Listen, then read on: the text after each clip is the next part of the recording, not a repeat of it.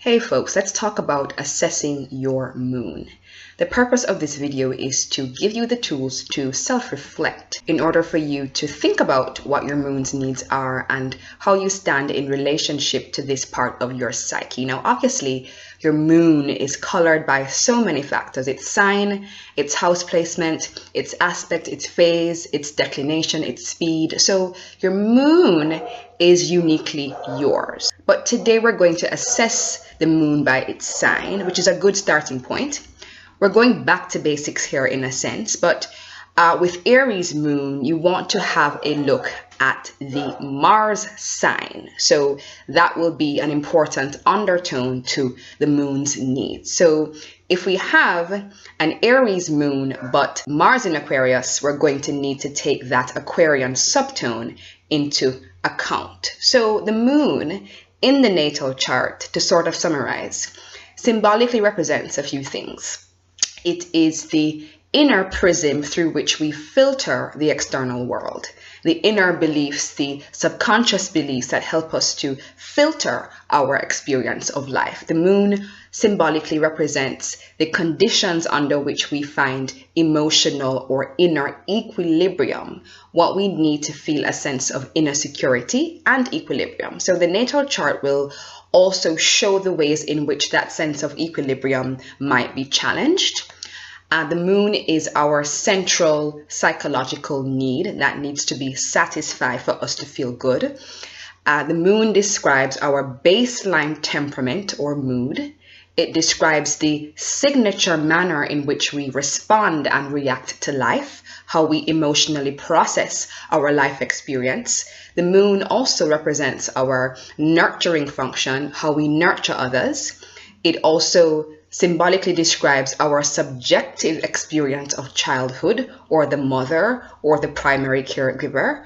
It also somewhat esoterically is the, let's say, the basin of our memory, and it really is a repository of psychic data having to do with our soul history. All right, so Aries moon. Let's think about the Aries moon as the inner prism. What sorts of deeply held beliefs might someone with an Aries moon have?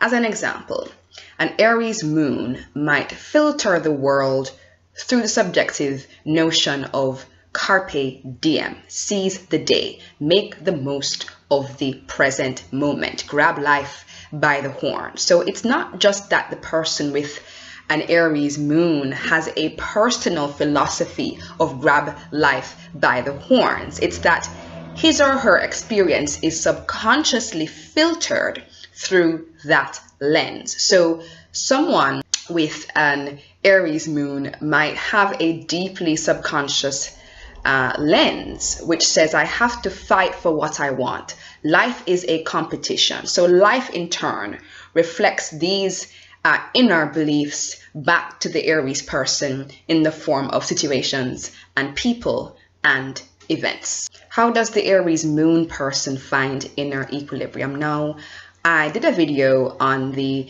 astrological moon and how to work with it as your own personal remedy for healing sadness and depression. So you might actually want to have a look at that video as well. You might find it useful. But the Aries moon person finds inner equilibrium through self-assertion. Their capacity for self-assertion is inextricably bound up with the sense of inner equilibrium and emotional security they are feeling at any moment. If they can't self-assert, if they cannot act in the direction of their pursuits, they cannot feel good about themselves. They cannot find that sense of psychological equilibrium. All right, so what are the central psychological needs above all other needs for the Aries moon? The Aries moon person has a central need for action and doing, a central need to be free to act on his or her own impulses, a central need for novelty and for moving toward a new experience, a central need for movement and activity, a central need for autonomy, a central need to self-start, a central need for more immediate gratification of his or her desires and impulses. So the Aries moon person needs to express raw, physical, unrestrained energy. There can be a need for challenging or strenuous and dynamic physical activity. So those are the central needs for the Aries moon person. What is the Aries moon person's baseline temperament? So we could use a few words here to describe the feeling tone. Energetic, fiery, assertive, impulsive, spontaneous, spirited, quick-tempered, reactive, alive, intense. Intense not in the scorpionic sense, but in the sense that with Aries, we are feeling this very raw and direct release of energy. So we know that the Aries moon person has this baseline temperament. How is the Aries person, the Aries moon person rather, likely to react and respond to life? The Aries moon person is going to respond to life courageously, impatiently, quickly, combatively, competitively, in a forthright way. The Aries moon person is going to react to life based on that inner baseline temperament. The Aries moon person is going to need to release energy in a very pointed way toward situations, events, and people. How might the Aries moon person nurture? What could we start to put together about their nurturing style? Now, as someone who loves someone with an Aries moon, I see this up close. So that Aries moon is going to nurture through courage and swift action, especially in a crisis.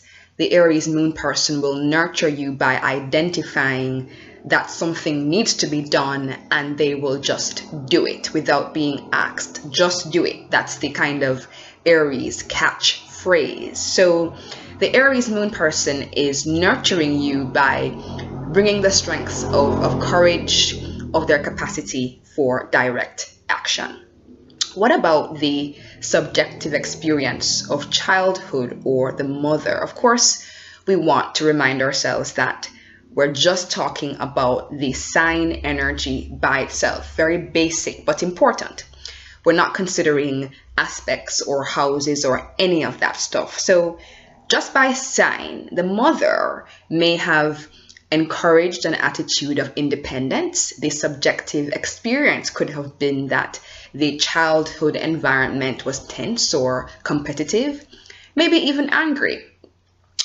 A few examples just there. So, that's what we can begin to sort of think about in terms of, well, what might the Aries moon suggest about the childhood experience? So just put your thinking caps on and assess for yourself what that could have been for you if you do have an Aries moon. All right, now in terms of soul history, the Aries moon person may have had a soul history bound up with a few themes: courage, conquering fear, the defense of rights and individual freedoms, anger, or being the pioneer or the initiator. You can think about a few others. So if you have an Aries moon, think about, and you can even journal about these questions. Write down your responses, yeah?